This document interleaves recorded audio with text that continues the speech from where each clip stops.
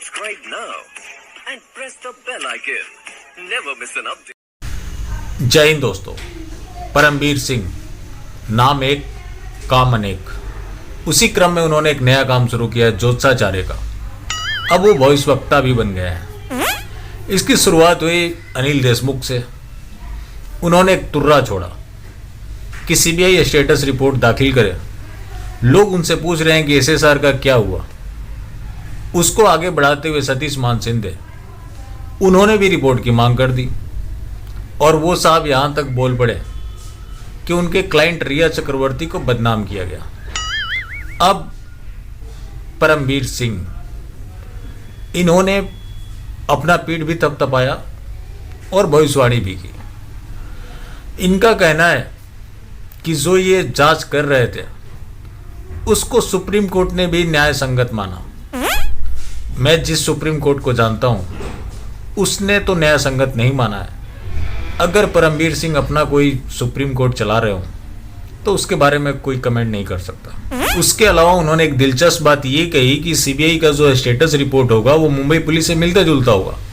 तो मैं पूछना चाहता हूं कि इनके लोग सीबीआई में हैं या सीबीआई के लोग इन्हें रिपोर्ट साझा कर रहे हैं जो ये इस तरह के बयान दे रहे हैं, या फिर भविष्य वक्ता बन चुके हैं।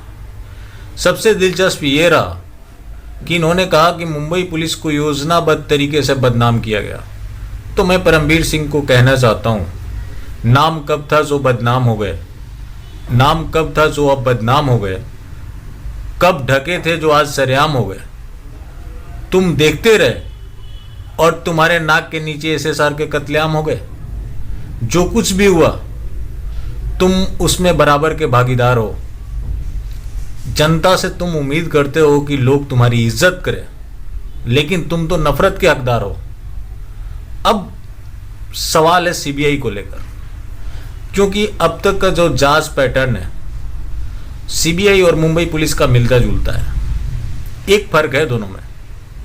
मुंबई पुलिस से जो सवाल कर रहे थे उनको काल कोठरी में डाल दिया जाता था। सीबीआई से जो लोग सवाल कर रहे हैं तो उनका बीच बीच में क्लैरिफिकेशन आता है, और वही क्लैरिफिकेशन डिफेंसिव वाला कि हम इस मामले की प्रोफेशनल तरीके से जांच कर रहे हैं। साहब, प्रोफेशनल तरीके से जांच हो इसी के लिए आपको डेप्यूट किया गया है। कोई भी बड़ा मामला होता है वहाँ लोगों की एक डिमांड होती है कि इस मामले की सीबीआई जांच हो, और आप लोग विगत 6 महीने में ये बताने में असफल रहे कि एक्चुअल डेथ कॉज था क्या। लगभग 4 महीने से तो आप जांच कर ही रहे। ये तो आप बता सकते थे। बस आप यही बता रहे हैं कि हाँ, हम इस मामले की प्रोफेशनल तरीके से जांच कर रहे हैं। अब सवाल ये है कि आप डिले कर रहे हैं तो उसके पीछे क्या वजह है। 2 पॉसिबिलिटी हो सकते हैं। एक पॉसिबिलिटी है दिशा सेलियन की केस का ना ओपन होना, तो ओपन होगा भी नहीं। आप में से जो लोग दिशा सेलियन की जस्टिस की मांग कर रहे हैं तो वो नहीं हो सकता। डिस्क्रिप्शन में लिंक है, आप देख सकते हैं। मैं उसको रिपीट नहीं करना चाहता जो मैं पहले बोल चुका हूं। दूसरा, सीबीआई अब तक शांत है, ये बताने में असमर्थ है कि हुआ क्या। तो हो सकता है कि ये वेट कर रहे हो कि लोगों का इमोशन धीरे धीरे शांत पड़ जाए और हम इस मामले को ठंडे बस्ते में डाल दें। एक घटना, संजय राउत और देवेंद्र फडणवीस का मिलना, बेशक आप उसे भूल चुके हो या इग्नोर कर चुके हो, लेकिन अब तक मैं नहीं भूला। क्योंकि जब इन दोनों का मिलन हुआ उसके बाद से सारी एजेंसियां सिर्फ और सिर्फ खाना पूर्ति कर रही हैं। आप देखें, उस समय लिस्टर्स के नाम आने लगे थे। एनसीबी ने भी जांच रोक दी थी, उसके बाद कुछ खाना पूर्ति हुई।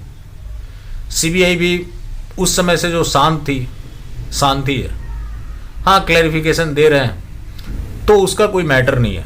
अगर आप रियली इस मामले में सीरियस हैं तो आप ये बताएं कि किस परिस्थिति में उनकी डेथ हुई।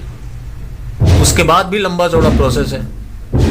ये तो नहीं है कि आप जिस दिन डिक्लेयर कर देंगे लोग ये एक्सपेक्ट करेंगे कि अगले दिन जो भी कातिल हैं उन्हें फांसी की सज़ा मिल जाए। सबको पता है कि प्रोसिक्यूशन में टाइम लगता है, लेकिन आप ये तो बताएं कि किस परिस्थिति में उनकी डेथ हुई। आप जांच कर रहे हैं। कौन सा ऐसा जांच कर रहे हैं जो 4 महीने से ये बताने में भी असफल है कि उनके साथ एक्चुअली हुआ क्या, और जो लोग उनके आसपास थे उनके खिलाफ क्या आपने एक्शन लिया अब तक, ये तो आपको बताना पड़ेगा। और रही बात भूलने की, तो ये अब संभव नहीं है, क्योंकि इतने समय तक लोग अपने सगे संबंधी को भी याद नहीं रखते। बाकी जब तक आप इस मामले में कोई ठोस कार्रवाई नहीं करते तब तक सवाल उठते रहेंगे, और जिन्हें खुश होना है ऐसे रिपोर्ट से वो खुश होते रहे, ये मैटर नहीं करता। हमें रिपोर्ट्स से कुछ नहीं लेना देना है कि आप क्या कर रहे हैं नहीं कर रहे हैं। हम इतना जानना चाहते हैं कि एसएसआर के कातिल कहाँ हैं। बाकी फिर मिलते हैं। जय हिंद।